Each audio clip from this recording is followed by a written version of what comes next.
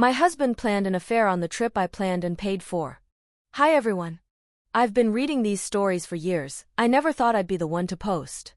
I'm sorry for the too long message. It's harder than I thought to edit and I don't want to sanitize my words with ChatGPT. I'm 32F and my husband is 36M. We've been married 2 years and together 9. And up until yesterday, I thought we were genuinely happy together. A bit of context. We have this thing where I change my name to random things on his phone every few months. They're always funny and well over the top. The last one was something like perfect human form. It's just a joke that's gone on for a few years. So, yesterday, he was in the shower and his work phone was out, so I changed my name in his contacts. As I did so, notification for Snapchat came through with an image and the name of a woman he knew back home. He's from another country and moved here, UK, around 10 years ago. As this was his work phone, it was really weird, so I clicked on it. It opened into a 5-day streak chat with this woman, with seriously crude texts, photos of both of them, not the face. And them planning to meet up when he goes back, dates, times, locations, and everything. She was even planning on taking a sick day from work. One of his dpics was in our bed, with me in the house. He is booked to go back for a few weeks end of NOV to see a very sick relative. I paid for his flights so he could see them before they passed. I had a panic attack and he walked out the shower to see me hyperventilating. I asked him why and how could he. He said it was only talking and that he'd been feeling neglected recently. I asked how. He said work was stressful and that he just wanted someone who wanted him for him and that he doesn't feel like he's ever enough for me. I had no idea. He hasn't mentioned anything and nothing has changed. A few years ago, I think 3-4/ when we first moved into our house, he shared that he sometimes didn't feel enough for me. We went to counseling and worked through it. A major effort was made on both of our sides to get through it and I thought we had. The thing is, I know I can be hard work. I'm closer to type A than type B, I'm pretty successful career-wise, and not massively touchy-feely. But I'm not closed off and have never given a shit about his job or anything like that.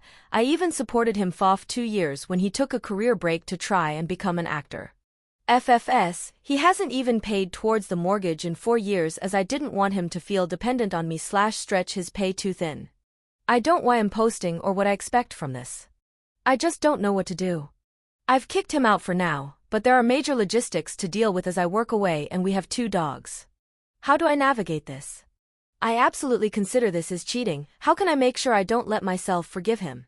He's been my life for almost 10 years, I've supported him in every way. Can I end it for a week of messages? How can I not end it after that? Sorry for all the questions and I know this post will sit unanswered in the millions of other I'm so surprised he cheated stories, but within 24 hours my happy, hard-earned life is in flames and I'm staring at the wreckage. Relevant comment. Butterscotch Salty 444. I know you love him, you must love him given everything you are doing for your relationship, but I personally feel that your relationship is one-sided and that you are a building block or a mother to him, rather than a life partner, and that there is something fundamentally wrong with him. He is insecure. He has always been insecure. He's never lived up to his potential and that's why he feels he will never be good enough for you. You will never understand it because you're thinking, you are good enough otherwise I wouldn't be here, but there's a deep issue in his psyche that takes years of intensive therapy to overcome, plus the way he has gone about cheating is so strategic, calculated and borderline sociopathic, given that his friend is so sick, and this is where his mind is. Leave him. Don't ever go back. Figure out the logistics with your dogs and life situation. Book the therapy sessions and don't ever let him come back in. Let him be where he wants to be. You are young, smart, and have a lot going for you. The last thing you need is a grown man-child that disrespects you and steals from your joy. Melodrama. Cheaper to pay a dog sitter than subsidize a worthless man. Update. Hi everyone, almost 5 weeks later and after how helpful so many of you have been, I wanted to give you an update. To start it off, many of you said that he'd been cheating for longer or had done so before. You were right. I originally believed that he'd been cheating for a week, but due to a particularly noticeable carpet in the hotel room one of the D**CK pics were taken in, I found out it had been going on for at least a month. He of course denied it and lied when confronted, but that month included our 9-year anniversary and countless other events, so it was really useful to stop me blaming myself. He's still adamant that it's never happened before, and I do believe him, but that didn't stop me from taking an STI test just in case, all clean thank goodness. He also admitted to lying about them having a previous relationship, and I caught him in another lie about Snapchat messages, so he stayed true to form. Since I kicked him out, we've only spoken twice. He left the dogs, so I guess they're my dogs now, and wants a percentage of my house. I can't speak for other countries, but in the UK, marriage for enough years entitles you to half of everything, regardless of who contributed what. Under advice from a lawyer, we're staying amicable, so he only takes the agreed amount and leaves my pension, savings etc. alone. On the dogs, I've got a load more dog sitters and I've agreed to let them stay with him while I'm away with work as long as he covers most of their costs. Outside of this I did the usual. Changed the locks, cancelled his flights, threw out his all stuff on bin day, and had a full-blown breakdown as a crying drunk for a solid 7 days. I have great friends who are supportive, but he's the only family I have/had, so have started seeing a therapist as well to help process and move forward. I'm taking this as an opportunity for a full reset and evaluation of what I want.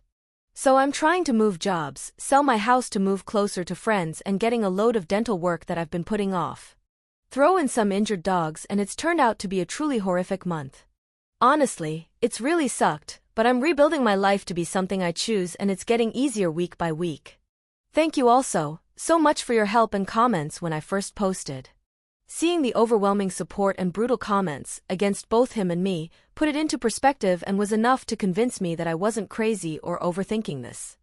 I'm massively grateful for the dose of reality. And don't worry, to all of you who called me a doormat, thanks for that.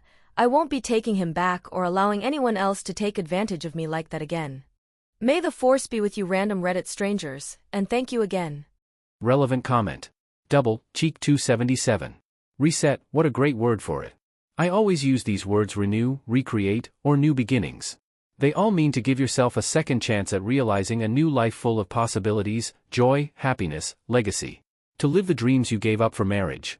To dream again. I just wish that more BS would have the courage to take the steps you have, and not be abused by someone who is a proven cheater and adulterer. It is very hard and painful, that decision. It will only last for a short season. My decision to move on and forward was over 40+ years ago, and I thank God that I made it. Not one regret. If you read these subs, you'll find almost no one regrets leaving a cheater. Many regret staying. Blessings, strength, and peace to you, cat-like creature. I'm so curious, how has this been for him and how did he react? Was he sad? Trying to make it right? Heartbroken? Without remorse? OP. Very, very sad.